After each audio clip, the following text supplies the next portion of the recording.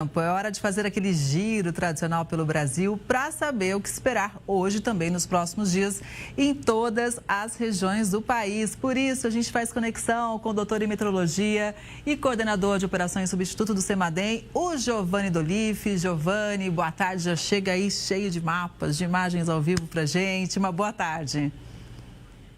Oi, Kelly, muito boa tarde. Prazer estar aqui mais uma vez, trazendo informações atualizadas. Pois é, o que você traz de novo para nós? Quais são os principais destaques, Giovanni? Olha, Kelly, temos temporais em Santa Catarina, Paraná, que podem também pegar parte de Mato Grosso do Sul e de São Paulo. Temos chuva também no litoral do Nordeste e lá no Norte os rios continuam com nível alto para essa época. Giovanni, e pelas imagens de satélite que a gente está vendo aí atrás de você, o que a gente pode entender? Eu gosto sempre quando você explica para nós, porque é tudo em tempo real e dá para a gente realmente ver o que está acontecendo, né? Vamos olhar então aqui no mapa. Olha, essas chuvas que eu falei do sul já estão acontecendo. São nuvens que tem aqui nesse momento, inclusive com algumas cores coloridas, né? Tá pequenininho aqui, mas essas cores coloridas, elas indicam atividade elétrica nas nuvens, ou seja, raios, relâmpagos. Então, são nuvens de tempestades, porque apenas nuvens de tempestades causam essa atividade elétrica.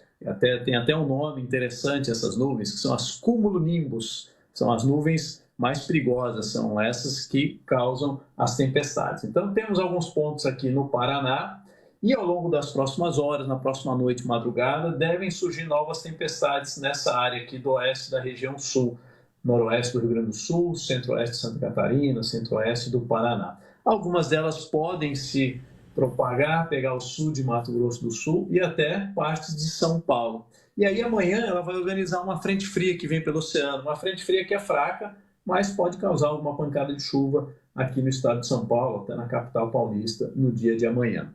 Vamos lá para o Nordeste agora. Aqui essa faixa mais branca do litoral, principalmente entre Alagoas e a Paraíba, é a região onde deve chover mais. E esses volumes que acontecem, essa é a época da estação chuvosa por lá, é a quadra chuvosa. Então, tem chovido por lá e com esses volumes maiores podem ter um risco de deslizamento de terra. Um risco que ainda não é alto, tá? Entre baixo e moderado, tá? De deslizamentos pontuais. E no norte, aqui, a situação não é causada pela chuva de agora, é uma subida sazonal do nível dos rios. Então, são meses de chuva que vão fazendo os rios ali na bacia amazônica subirem, e essa época é a parte norte aqui da Amazônia e a calha central do Amazonas, que está com o nível mais alto. Então, na região de Manaus e alguns municípios aqui próximos de Manaus, que estão com alerta, alguns moderados, alguns altos, por conta desse nível do rio, que nesse mês de junho atingem a cota máxima. Ô Giovanni, o que a gente pode dizer para as pessoas em relação ao frio, hein? As temperaturas hoje estão próximas da média, em praticamente todo o país, em alguns lugares um pouco acima da média, tá? Para os próximos dias, essas temperaturas vão ficar por aí, entre a média e um pouco acima da média. Volta a ter entrada de uma massa de ar frio no começo da semana que vem, mas não parece ser uma massa de ar muito forte, né? Vai ter um declínio nas temperaturas, mas um declínio pequeno, menor do que foi aquela da semana passada. Então, por enquanto, junho vai começando aí com temperaturas amenas. Giovanni, já que você falou do sul do país, a gente tem imagens agora ao vivo de Florianópolis. Olha só, com temperatura neste momento de 24 graus. As imagens são do serviço do streaming MaxCan.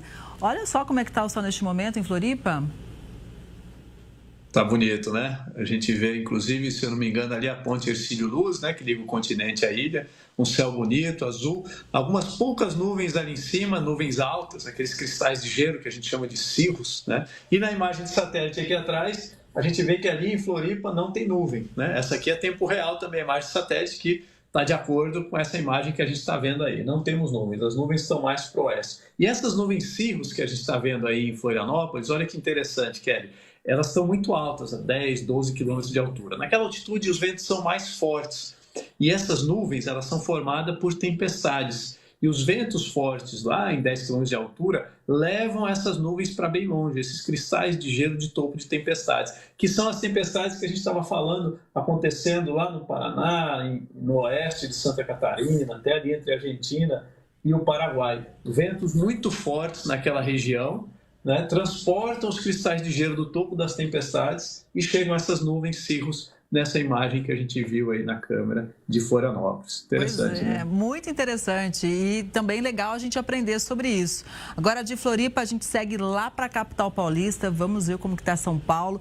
Neste momento, a temperatura é de 26 graus. Giovani.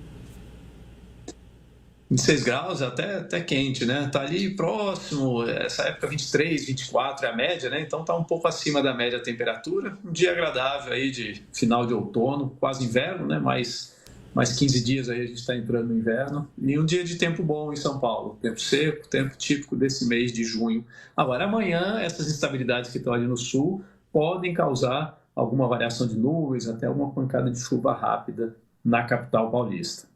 Pois é, agora a gente segue lá para o Rio de Janeiro, imagens do serviço de streaming EarthCam e olha, por lá, gente, já dá uma, pela imagem já dá para perceber que o tempo está bom. Coisa linda, hein? 29 graus, Giovani. De encher os olhos. Tempo bom, tempo firme lá no Rio de Janeiro e vai continuar assim hoje. Legal. Giovani, tem algum outro destaque que vale a gente trazer aqui para o pessoal que está acompanhando em casa? A gente falou muito pouco sobre o Centro-Oeste, por exemplo. Tem algum destaque para a região? Centro-Oeste continua com tempo firme, tempo seco, que é típico dessa época, né? E é esse tempo seco que é continuando durante várias semanas, acaba deixando a vegetação muito seca e começam a aparecer alguns focos de fogo, né? Ainda a gente não detecta nada significativo nas imagens satélites, porque a gente está começando agora com a estação seca, né? Inclusive, tem uma boa notícia, porque nesse mês de junho, a gente falou dessas chuvas no sul, que iam pegar parte de Mato Grosso do Sul, né? Mato Grosso do Sul é ali no centro-oeste. Então, esse mês de junho pode ter chuvas um pouco acima da média, ali principalmente em Mato Grosso do Sul, né? Pode pegar uma parte do sul do Pantanal, que é a bacia do Rio Paraguai, né? Do Alto Paraguai.